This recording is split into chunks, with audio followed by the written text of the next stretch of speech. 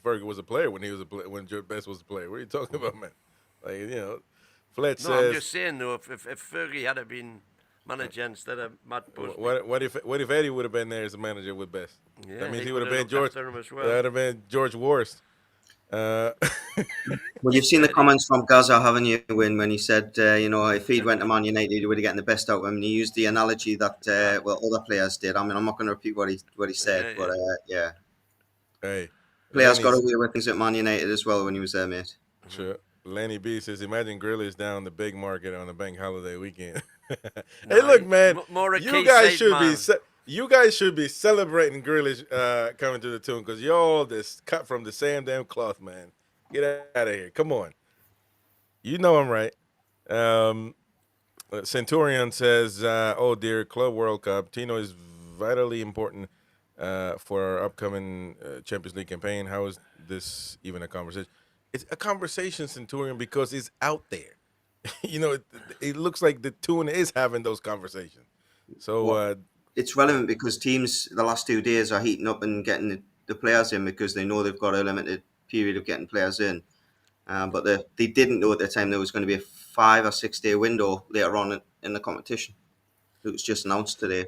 And by the way, one of the city. But it's been extended beyond tomorrow night, has it? No, so it ends at 7 p.m. tomorrow. Then it opens again. I think it's either the 26th or 27th of June, and then it opens till the 3rd of July. So it's a registration period. So if they do any deals in between that, they can then re-register players between that window.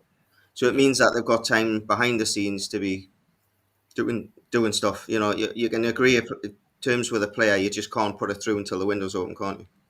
So one of the Man City fans that I read were saying that if we have somebody to sacrifice, it would be Gvardiol, and that's Man City.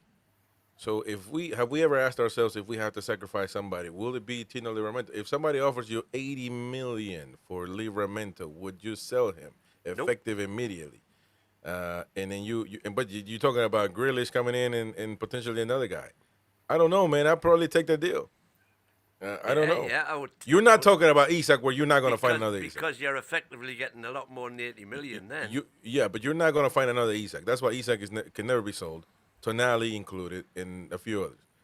But Livramento, with all due respect, Livramentos sometimes will come and go.